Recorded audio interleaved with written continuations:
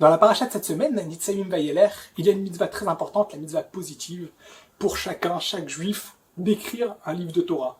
Écrire un livre de Torah, acheter des livres de Torah, l'essentiel c'est qu'on ait à disposition chez soi des livres pour approfondir les enseignements de la Torah. Lorsque la Torah nous enseigne cette mitzvah, elle utilise un terme étonnant. Vous allez écrire ce chant. Pourquoi la Torah est considérée comme un chant? Je vous propose aujourd'hui de venir avec moi et d'approfondir les versets qui nous enseignent justement cette mitzvah avec les commentateurs et nous poser ces questions pour essayer de tirer une leçon et toucher à travers notre approfondissement l'âme de cette mitzvah. Mais juste avant de passer au texte, je vous propose, pour ne rater aucune vidéo, aucun cours qui puisse donner sur cette chaîne, de vous abonner à cette chaîne, et pour m'encourager dans ces cours, n'hésitez pas à le faire savoir en marquant un petit like, un petit pouce bleu sur cette vidéo, ça m'encouragera pour les prochaines vidéos. C'est parti, place à notre étude. Alors je vous propose qu'on aille approfondir les versets dans la paracha qui parlent de la mitzvah d'écrire un Sefer Torah. Alors ça se trouve dans Parashat Vayelech. Ve'ata kidvu lachem et ashira azot ve'lamda et bnei Israël sima befiyem leman tieli ashira azot leed bivnei Israël. Donc 31e chapitre du livre de Devarim, verset 19.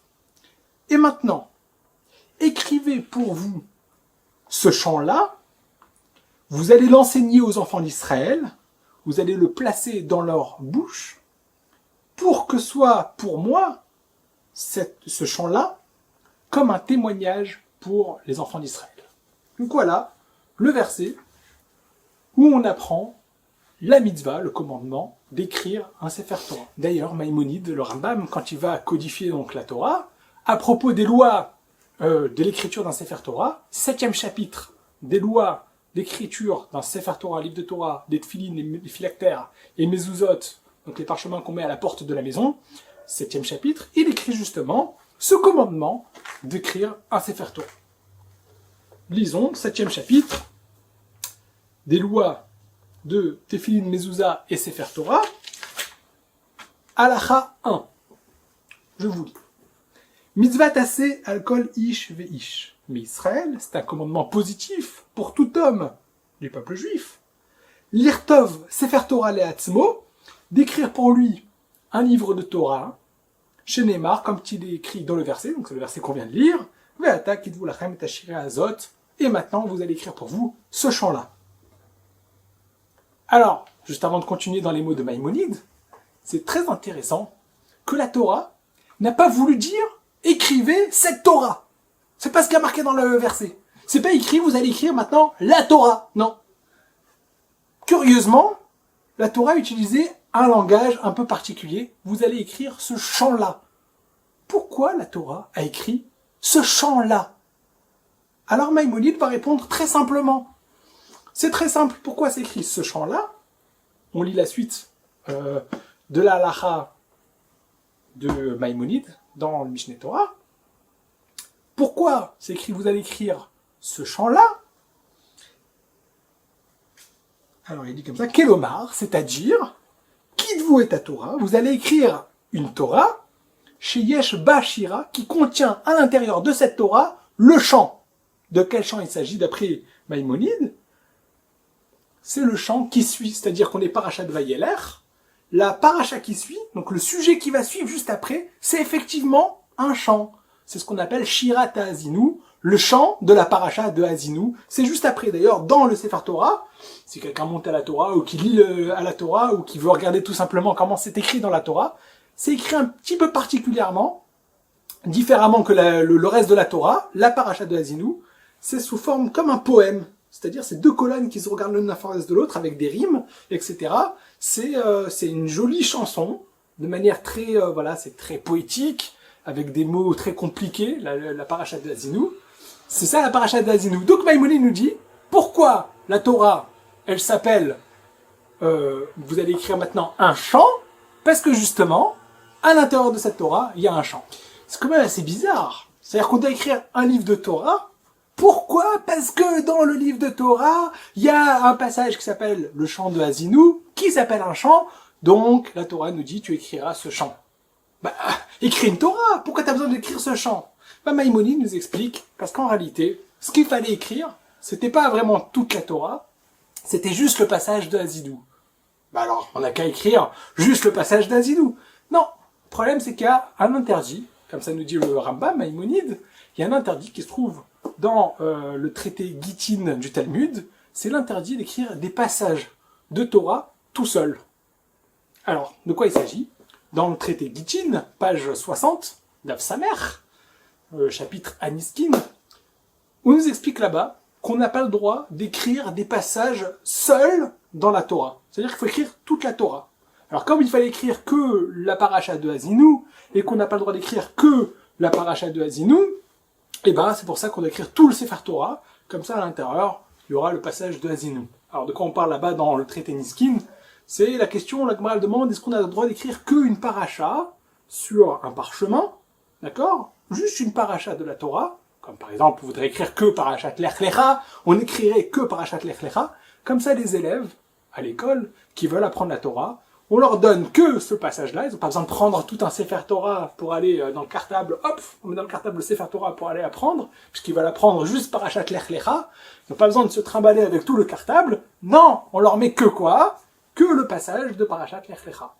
La Gemara nous dit, non, on n'a pas le droit d'écrire une paracha seule, il faut écrire tout le Sefer Torah. Bon, la Gemara aussi, elle se pose des questions pour savoir est-ce qu'on pourrait écrire que un des 5 livres. Ça a l'air comme qu'on aurait le droit, etc., etc. C'est le sujet.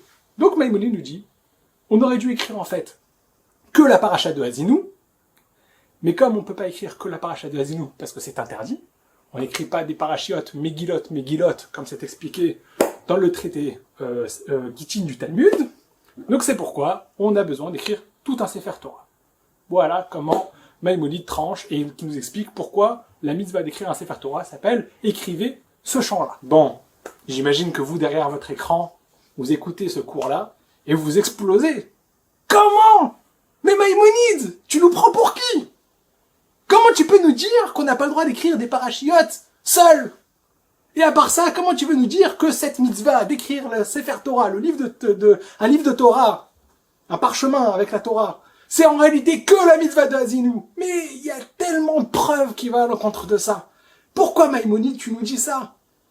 Comment tu peux nous expliquer que écrire le Sefer Torah, ce n'est que pour la paracha de Hazinou? Mais non! Je sais qu'est-ce que vous êtes en train de vous dire. La mezouza, c'est un passage de la Torah.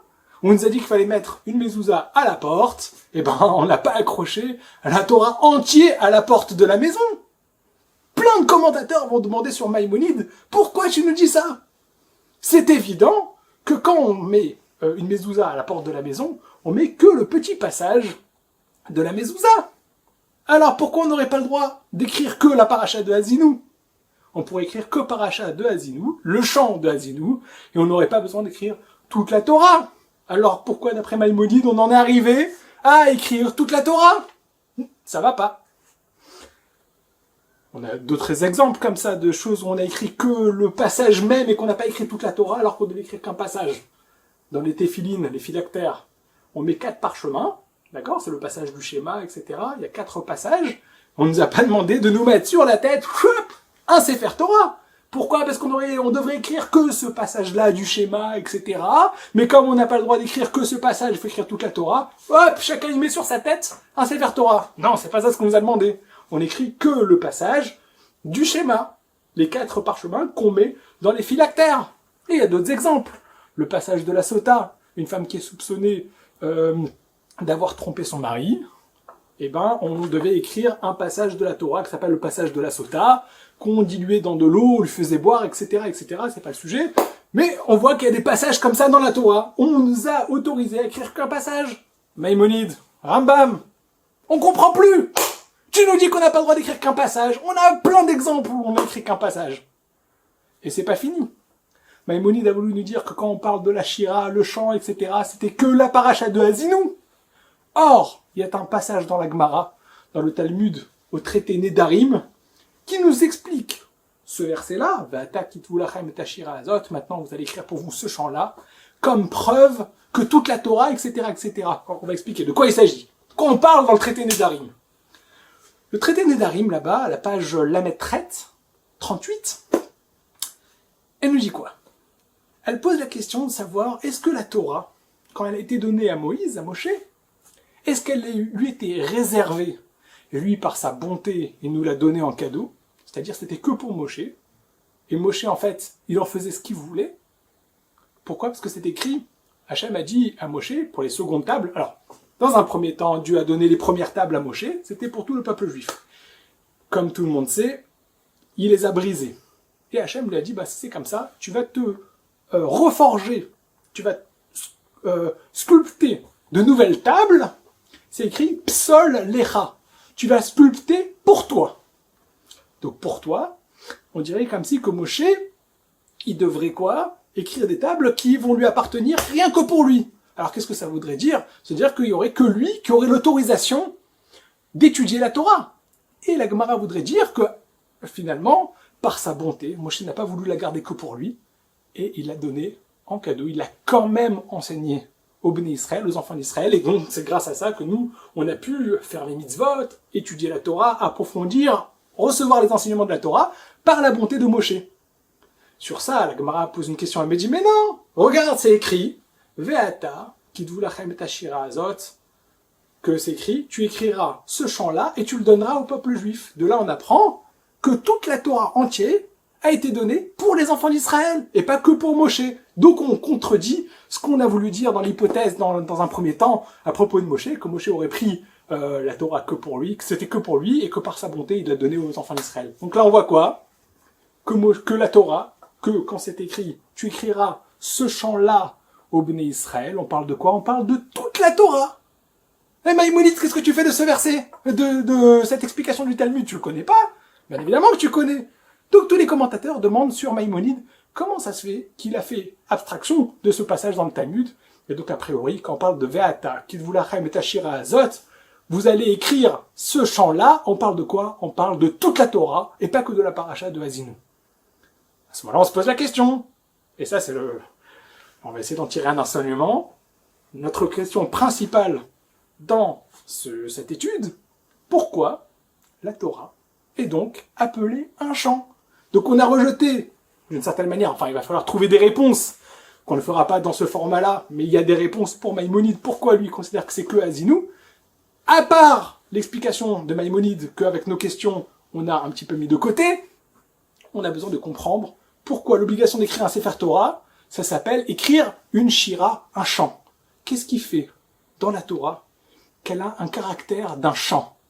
C'est ça notre question. Alors pour comprendre pourquoi la Torah est définie comme étant un chant, je vous propose d'écouter la lecture du natif, Rabbi Naftali Tzvi Berlin, qui était un des commentateurs et un grand maître majeur au XIXe siècle, nous expliquer un petit peu justement pourquoi la Torah est considérée comme un chant. Il nous dit, concrètement, si on regarde la Torah, comment Kadosh Baruch Hu nous l'a transmise, comment elle est écrite, c'est évident que c'est pas un chant, d'accord? C'est pas un poème, c'est pas écrit selon des rimes, c'est pas... Ok, Parashat Hazinu, effectivement, le passage de Hazinu, effectivement, c'est écrit comme un chant. Il y a Hazashir Moshe aussi, le chant de Moshe après la traversée de la mer Rouge, c'est écrit comme un chant. C'est vrai, mais toute la Torah n'est pas considérée comme un chant. Alors pourquoi? Effectivement, c'est écrit, vous allez écrire cette Torah, et quand on te dit la Torah, on te dit, ce chant-là. Il explique le natif que c'est vrai qu'il y a une forme de chant, d'accord, écrire sous forme de rimes, etc., des strophes, des pieds, etc., mais il y a aussi, on va dire, quelque chose dans le fond. Dans le fond, la Torah est écrite comme un chant, pas dans la forme. Pourquoi dans le fond, la Torah est écrite comme un chant? Et là, ça va être le message la leçon qu'on peut en tirer de cette étude, et qui va nous permettre d'avoir des outils dans l'étude de la Torah. C'est-à-dire que, si on regarde par exemple des poèmes célèbres, Demain dès l'aube, j'ai vu la faucheuse, elle était dans son champ. Pour comprendre de quoi il s'agit, on ne peut pas prendre un poème au sens brut et essayer de le comprendre. Un poème, pour comprendre ce que l'auteur du poème a voulu nous enseigner, il faut rentrer dans l'univers, dans le lexique, dans le monde de l'auteur, pour comprendre qu'est-ce qu'il a voulu dire. Parce que les poèmes sont écrits de manière allusive. sont écrits avec une certaine... on utilise les mots d'une certaine manière, de manière allusive, pour pouvoir dire de manière très concentrée et très artistique, tout un monde. Avec un mot, on a fait sens à des choses profondes. Quand on parle de la faucheuse, on parle de la mort. Elle était dans son champ, ça veut dire qu'il y avait des catastrophes qui étaient en train de se passer. Quand on prend justement un poème, on rentre dans son univers, on a besoin de comprendre dans quel contexte ça a été écrit. Qui est son auteur, de quelle manière il a écrit. Si on ne fait pas cet effort d'aller essayer de comprendre l'univers de l'auteur, on peut fabuler, raconter n'importe quoi sur la base de ses écrits. Il faut rentrer dans la profondeur, rentrer dans l'univers de l'auteur pour comprendre pourquoi il a utilisé ces mots, comprendre dans quel contexte. Et bien la Torah, nous explique le natif, c'est la même chose. Si on reste au texte sans avoir une base de compréhension de l'enseignement de notre tradition des maîtres de la Torah, des Chachamim, qui nous ont expliqué comment approfondir la Torah, on peut raconter n'importe quoi sur la base de ce qui a marqué. Puisque tout est parfois de manière allusive. Je donne un exemple simple. Œil pour œil. Aïn tachat. Il y avait l'autre qui disait, la loi de œil pour œil rendra le monde aveugle. Bah oui, quand c'est écrit dans la Torah, œil pour œil, ça veut pas dire que quelqu'un qui a crevé l'œil d'une autre personne, on lui crevera l'œil. Bah pourtant c'est marqué. Ah, les Chachamim nous ont expliqué comment comprendre cet enseignement. C'est-à-dire, c'est la valeur financière, c'est-à-dire c'est un dédommage. On donne un dédommagement de la valeur de l'œil. Et de la même manière, il y a plein d'autres choses, d'accord? Comment il faut, c'est écrit qu'on condamne à mort une personne qui a transgressé Shabbat. Non, on condamne pas à mort quelqu'un qui a transgressé Shabbat. Il y a des conditions très compliquées pour l'application de la peine de mort. Tout ça, c'est à travers justement l'enseignement de nos sages, de nos maîtres, de la tradition orale, qui nous explique comment comprendre le texte. Mais tout ça, c'est fait de manière comment? C'est pas des fabulations. Le Talmud, tout la Gemara, la tradition orale, c'est avec des règles très codées, ce qu'on appelle les Shlosh Esrei Midot, les 13 manières d'approfondir la Torah. Et donc, c'est-à-dire que pour comprendre le texte, on n'est pas en train de nous renouveler, d'expliquer quelque chose de nouveau sur la base de ce texte. Non, c'est les façons d'approfondir le texte. C'est l'univers du texte. Ce sont le lexique de ce texte. Comme un poème, comme un chant, comme une poésie, où il faut aller rentrer dans cet univers, la Torah aussi. On écrit une Torah, mais il faut savoir que derrière cette Torah écrite, il faut avoir les outils pour réussir à la lire. Quelqu'un qui prendrait cette Torah de manière simple, comme on a pu voir avec les Sadducéens, etc. C'est écrit que la mezouza, il faut la mettre sur les linteaux de notre maison. Donc eux, qu'est-ce qu'ils ont dit? Bah, il faut écrire sur le linteau en grand. Non, les Chachamim sont venus, nous ont dit, bah non, c'est pas comme ça qu'il faut faire, il faut comprendre à travers une étude du Talmud qui nous explique justement de manière précise et avec des outils de compréhension de la Torah, que c'est sur un parchemin, qu'on enroule, qu'on met à la porte, etc., etc. Quand on prend la Torah, il faut le prendre avec les outils d'approfondissement. Et c'est pour ça que la Torah, elle est considérée comme une shira, une poésie. Ça n'est pas une poésie, mais quelque part dans le fond, il y a un soupçon de poésie. C'est-à-dire qu'il faut rentrer dans l'univers de la Torah, comprendre comment l'approfondir, comprendre comment l'analyser, et ça, c'est à travers les enseignements de nos chachamim, de nos sages, avec le Talmud, avec la Mishnah. Et puis après, les commentateurs sur le Talmud, sur la Mishnah, les commentateurs, des milliers d'années, on a des commentaires à n'en plus finir pour approfondir justement, pour réussir à rentrer dans cet univers qui est l'univers de ce chant de la Torah. Voilà comment on peut comprendre donc la notion que la Torah, quand on écrit la Torah, c'est cette chanson, ce chant de la Torah. Donc on avait la première explication de Maïmonide, et cette explication du natif qui nous donne un petit peu de clarté, qui nous donne une compréhension, mais qu'est-ce que ça veut dire d'écrire le chant de la Torah?